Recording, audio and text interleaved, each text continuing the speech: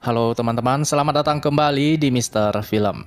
Kita kembali ngelanjutin alur cerita film The Mosquito Coast, part ke-10, season 2, episode 3. Sekilas balik di episode sebelumnya. Dengan mengandalkan sebuah kapal penangkap ikan, Ali membawa keluarganya menyeberangi lautan, kabur dari kejaran kartel narkoba, berusaha untuk mencapai sebuah tempat perlindungan yang bernama Casa Roja. Kapal itu sempat hampir tenggelam dan Ali pun nyaris kehilangan nyawanya.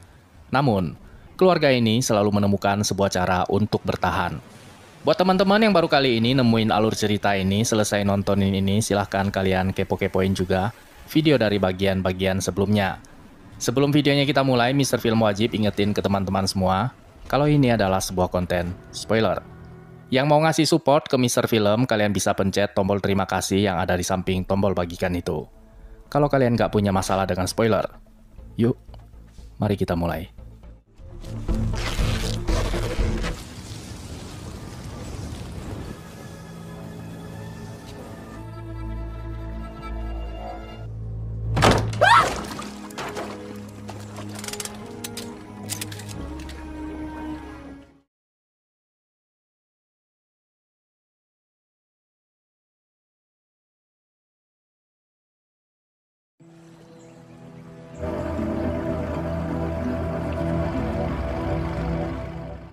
Setelah berminggu-minggu mengarungi sungai Guatemala, Ali dan keluarganya akhirnya sampai di tempat yang mereka tuju.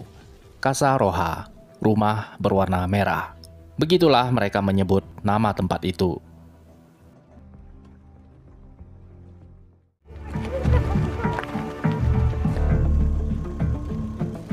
Silvia está dormida. Letaknya yang berada jauh di pedalaman hutan dan hanya bisa dicapai dengan menggunakan transportasi air, membuat Casa Roja terasingkan dan aman dari gangguan dunia luar.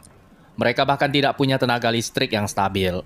Samar-samar terlihat, satu-satunya sumber penghasil listrik di tempat itu adalah sebuah generator tua yang kadang hidup dan kadang mati.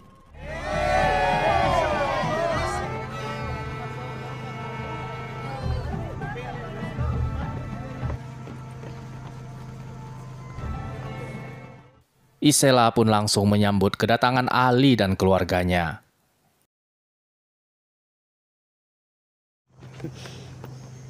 Oh. Come on, follow me. Setelah memperkenalkan dirinya kepada Dina dan Charlie, Isela kemudian membawa mereka berempat ke sebuah pondok, di mana pondok itu akan menjadi rumahnya Ali dan keluarganya. Isela tiba-tiba saja menegaskan kepada mereka berempat, kalau tempat ini bukanlah sebuah hotel. Mereka berempat harus bekerja keras untuk bisa tetap tinggal di tempat ini. Semua orang yang tinggal di Casa Roja memiliki tugasnya masing-masing. This is a working community. So talk tomorrow. Have a good night.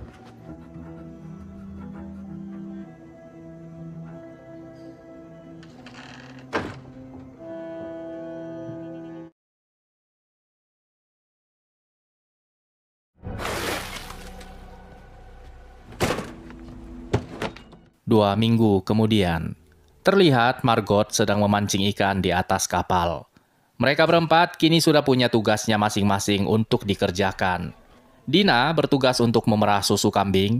Ya, meskipun dia tampaknya tidak begitu senang dengan pekerjaannya itu. I hate this thing. I want it to die. You seen your brother? No? Do you want me to find him? Hola. Yeah. Sure. Once you've emptied the boat. Sementara Charlie, kerjaannya cuman keluyuran doang sepanjang hari. Semenjak dirinya tinggal di Casa Roja, Charlie mendapati dirinya semakin dekat dengan alam. Dia menggunakan sebagian besar waktunya untuk mengeksplorasi tempat itu. Sudah semalaman dia tidak tidur dan hanya keluyuran di dalam hutan. You know, they sleep together like that to keep each other warm. How long have you been out here?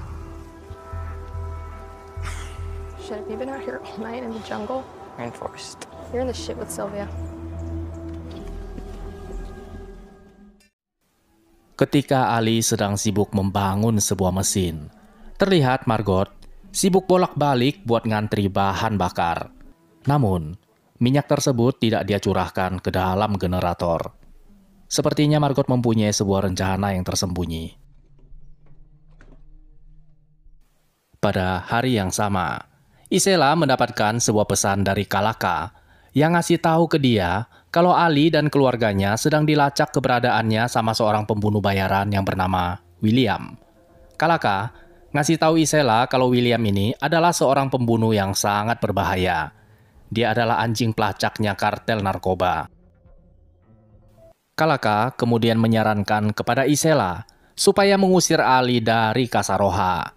Namun karena Isela masih membutuhkan keahlian yang dimiliki oleh Ali, dengan sangat terpaksa dia pun harus menerima resiko tersebut.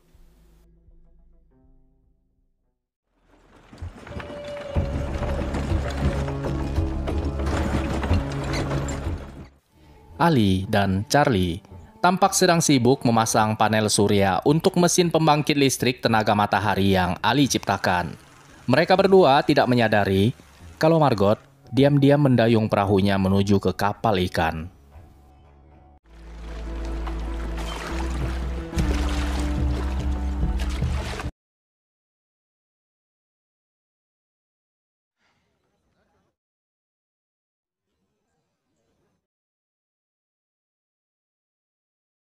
Sementara itu, Dina pergi menemui seorang anak muda yang bernama Adolfo. Beberapa hari yang lalu, Dina meminta bantuan kepada Adolfo untuk mencarikannya obat tidur. Tiba-tiba saja Adolfo ngasih tahu sebuah informasi kepada Dina kalau Isela akan menjual kapal ikan kepunyaan mereka. Isela para comprar el barco de tu papá. ¿Pesquero de mi papá? El pesquero de Isela. Sementara itu di atas kapal, terlihat Margot mengendap-endap memasukkan minyak ke dalam tangki kapal. Tiba-tiba saja, terdengar suara Charlie berteriak memanggilnya.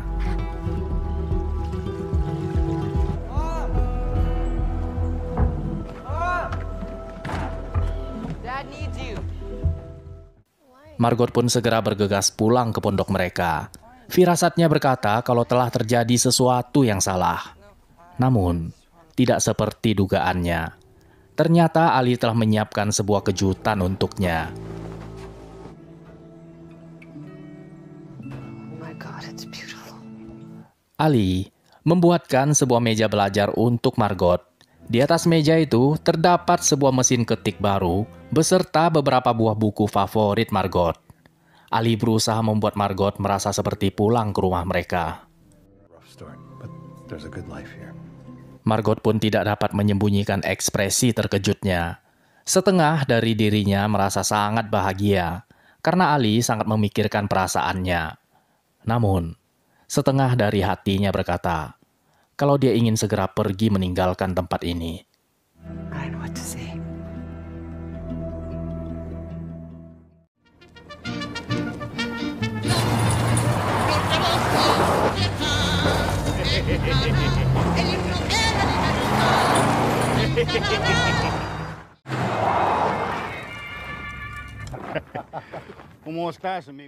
Sementara itu di tempat lain, setiap orang yang memiliki keterkaitan dengan Ali, semuanya satu persatu didatangi sama William. Namun, tidak ada satupun dari mereka yang tahu di mana Ali berada.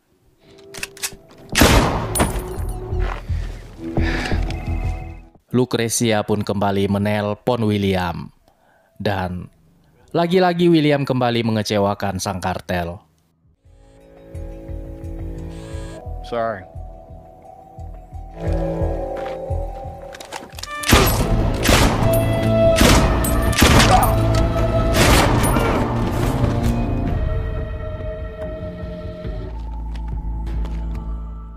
Lucrecia memerintahkan anak buahnya untuk menghabisi William. Namun mereka semua justru tewas di tangannya William. William kemudian bilangin ke Lucrecia kalau mulai detik ini, kontrak di antara mereka berdua sudah tidak ada artinya lagi. Adiós.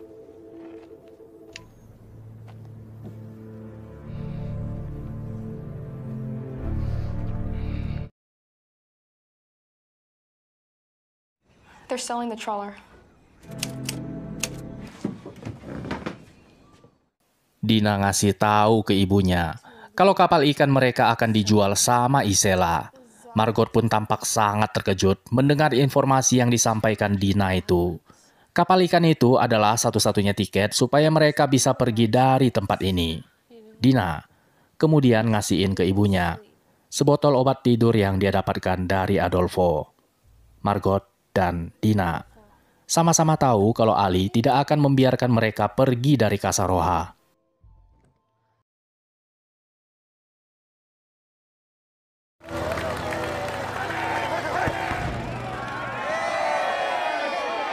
Pada malam itu, Ali menunjukkan kepada semua penghuni Kasaroha mesin tenaga surya yang dia ciptakan.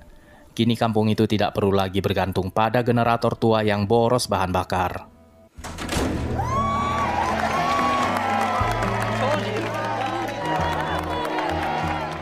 Tiba-tiba saja, Isela bilangin ke Ali kalau dia akan menjual kapal ikannya.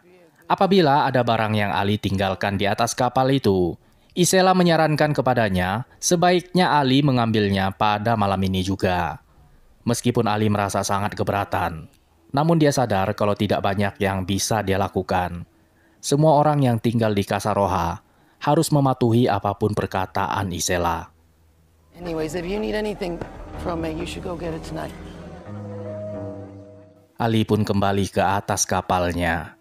Ketika Ali melihat penutup tangki bahan bakar tidak berada pada tempatnya, Ali pun langsung berhadapan dengan ketakutan terbesarnya.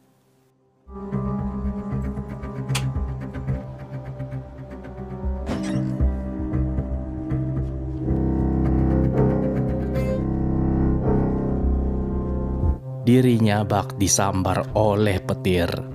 Nafasnya tiba-tiba saja menjadi sesak.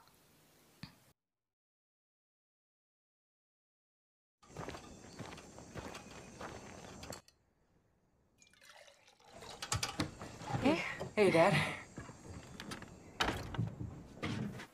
Ketika Ali masuk ke dalam rumah, Margot, Dina, dan Charlie menyambut kedatangan Ali dan mengajaknya bersulang untuk merayakan prestasi yang Ali sumbangsihkan kepada Kasaroha.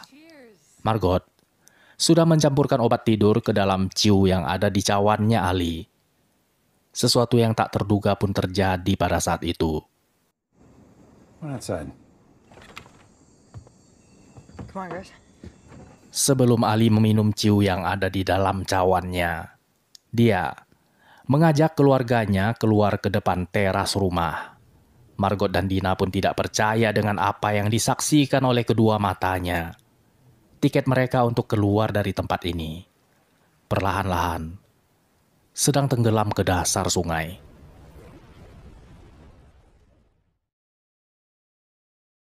Terima kasih banyak teman-teman. Sampai berjumpa di episode selanjutnya.